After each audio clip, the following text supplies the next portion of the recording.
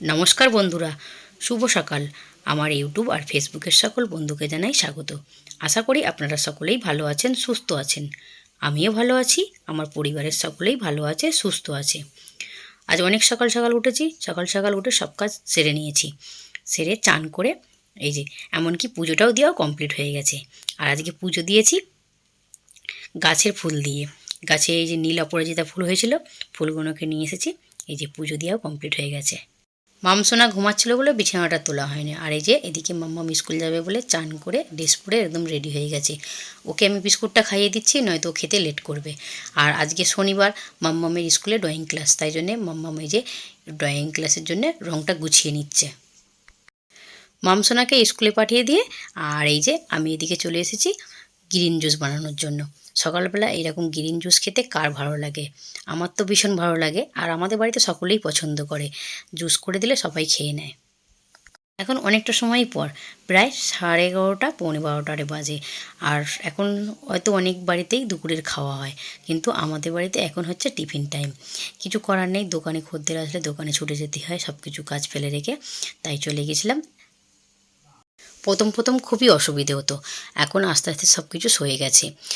বেলা 12টায় খাওয়া, টিফিন খাওয়া, দুপুর 3টে 4টে 5টার সময় ভাত খাওয়া, সবই অভ্যেস হয়ে গেছে। মাম যখন ছোট ছিল তখন একটু অসুবিধে হতো, আর আস্তে আস্তে এখন আর কোনো অসুবিধেই হয় না। মাম্মামেরও অভ্যেস হয়ে গেছে এখন বিকেল 4টে 5টার সময় ভাত খাওয়া, 12টা 12:30টার সময় টিফিন খাওয়া। মামসোনা এসে গেছে। আমি দোকানে ছিলাম, মাম্মামের ড্যাডি মামকে নিয়ে আসলো।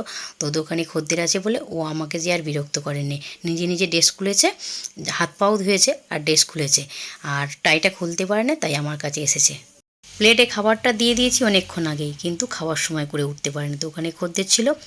আর এক এক করে এবার সবাইকেই দিয়ে দিচ্ছি সিমুই আর লুচি। আর মাম তো ভীষণই খুশি হয়েছে, ও লুচি দেখে ভীষণই ভালোবাসে খেতে। এখন 1:30 মতো আর বাজে, তো দোকানে অতটা খদ্দের নেই, তো মাম্মামের ড্যাডি সামলে নিচ্ছে। আর আমি এই দিকে চলে এসেছি দুপুরে রান্নাটা করার জন্য। বিট আলু ভাজাটা মাম্মাম খুবই ভালোবাসে খেতে, তাই জন্য সেটাই করে নিচ্ছি। বিট আলু ভাজাটা নামিয়ে নেওয়ার পর ওই কড়াতেই আবারও 2-3 পলা মতো তেল দিয়ে দিচ্ছি। তেলটা দিয়ে তেলটা গরম করে নেব।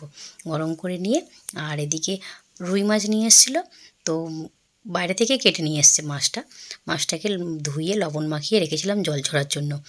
এবার হলুদ মাখিয়ে মাছটাকে ভাজার জন্য তুলে দিচ্ছি। আর মাছ হলে না বাড়িতে মাম্মাম ভীষণই খুশি হয়। মামের ড্যাডিও ভীষণ পছন্দ করে, কিন্তু বাবু অতটা পছন্দ করে না বলে কম আনা হয় মাছটা। মাছটাকে এপিট ওপিট করে লাল করে ভেজে তুলে নিচ্ছি। আর মাছটার মাথাটা বাদ দিয়ে সব মাছটাই নিয়ে নিয়েছি।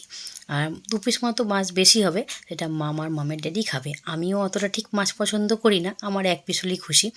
কিন্তু বাবু তো একদমই খেতে চায় না, ওকে বকাঝকা দিয়ে মাছ খাওয়াতে হয়। ওই মাছের তেলেতেই কেটে রাখা আলু তুলে দিচ্ছি। আলু আর শিম দিয়ে মাছের সবজি বানাবো।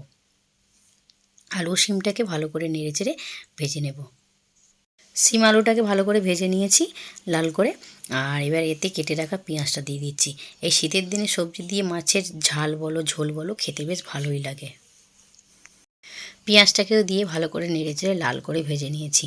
আর এতে এবার আদা রসুন আর কাঁচা লঙ্কা একসঙ্গে পেস্ট করে রেখেছিলাম, সেটাই তুলে দিচ্ছি। দিয়ে ভালো করে এটা নেড়েচেড়ে কষিয়ে নেব। আর শিমেতে একটু আদা রসুন দিলে না বেশ খেতে ভালো লাগে। শীতের সবজি তো বেশি কিছু মশলা দেবো না, পরিমাণ মতো হলুদ গুঁড়ো, পরিমাণ মতো লঙ্কা গুঁড়ো, আর দেবো স্বাদ মতো লবণ। দিয়ে ভালো করে একটু নেড়েচেড়ে কষিয়ে নেব। আর এতে একটু জলও দেবো যাতে মশলাটা পুড়ে না যায়। জল দিয়ে মশলাটাকে ভালো করে কষিয়ে নিয়েছি। আর এদিকে তেলও ছেড়ে দিয়েছে। এতে এবার পরিমাণ মতো জল দিয়ে দেবো। যেহেতু এটা শুকনো শুকনো করবো, তাই জন্য অল্প করেই জল দিলাম। আর আমাদের বাড়িতে সবজি শুকনো খেতে আমি ভালোবাসি, কিন্তু মাম্মামের ড্যাডি একটু ঝোল পছন্দ করে। আর এই যে এদিকে সবজিটা ফুটে উঠেছে, ভেজে রাখা মাছগুলোকে তুলে দেবো। মাছগুলোকে দিয়ে গ্যাসের ফ্লেমটাকে লো করে দেবো। লো করে দিয়ে 4-5 মিনিট ঢেকে এটা রান্না করে নেব। আলুগুলো তো প্রায় সেদ্ধ হয়ে গেছে। 4-5 মিনিট পর ঢাকনাটা খুলে নিয়েছি। ঢাকনাটা খুলে নিয়ে একটু নেড়েচেড়ে নিচ্ছি। নেড়েচেড়ে নিয়ে সবজিটাকে নামিয়ে নেব। মাছ হয়েছে, মাম্মাম শুধু আছে একটু করে ঘুরে দেখে যাচ্ছে। আর বলছে ভীষণ সুন্দর গন্ধ আসছে সবজি দিয়ে। সবজিটা নামিয়ে নিয়ে ডালটা বসিয়ে দিয়েছি। মুসুর ডালটা আমাদের বাড়িতে সবাই পছন্দ করে, আর বেশি মুসুর ডালটাই রান্না হয়। আর এই যে ডালটাও ফুটে উঠেছে, একটু ধনেপাতা দিয়ে দিয়েছি, নামিয়ে নেব এবার। রোজকারের মতোই দুপুরে রান্নাবান্না আপনাদের সঙ্গে শেয়ার করে নিচ্ছি। এই যে এদিকে রয়েছে গরম গরম ভাত, যেহেতু সকালবেলা লুচি বানিয়েছিলাম তাই জন্য ভাতটা দুপুরের মতোই করেছি। আর এই যে এদিকে রয়েছে আমার একটা ভীষণ পছন্দের একটা খাবার, আলু সিম দিয়ে মাছের ঝাল, আর সাথে রয়েছে ধনেপাতা দিয়ে মুসুর ডাল। তার সাথে সাথে একটু স্যালাডও কেটে নিয়েছি, শসা, কাঁচা লঙ্কা। আর এই যে এদিকে মাম্মামের পছন্দের বিট ভাজা, মাম ভীষণই ভালোবাসে বিট ভাজাটা দিয়ে ভাত খেতে।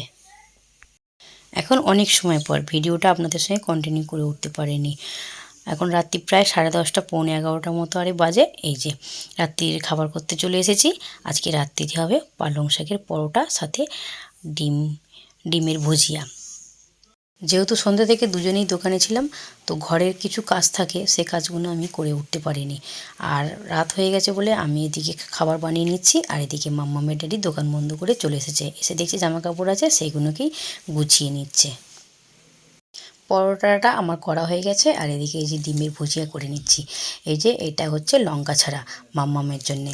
মাম্মামের ভুজিয়াটা আগে করে নিই, তারপর আমাদের ভুজিয়াটা করব। আমাদের ভুজিয়াটাও বসিয়ে দিয়েছি, আর আমাদের ভুজিয়াটাতে বেশি করে কাঁচা লঙ্কা দেবো।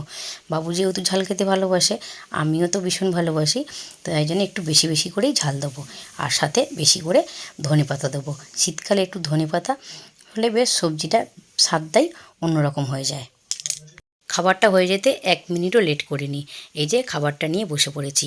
প্লেটে নিয়ে নিয়েছি পালং শাকের পরোটা, শসা, ডিম পেঁয়াজের ভুজিয়া, সাথে টক দই। টক দইটা থাকলে আমার ছেলে মেয়ের তো আর কিছুই লাগে না, ওদের একটা ভীষণ পছন্দের খাবার। আজকে দিনটাও শুরু করেছি সবুজ জুস দিয়ে, আর রাতের খাবারটাও শেষ করছি সবুজ পরোটা দিয়ে। আজকের মতো ব্লগটা আমি এখানেই শেষ করছি। ভালো লাগলে লাইক, কমেন্ট, শেয়ার করার অনুরোধ রইল।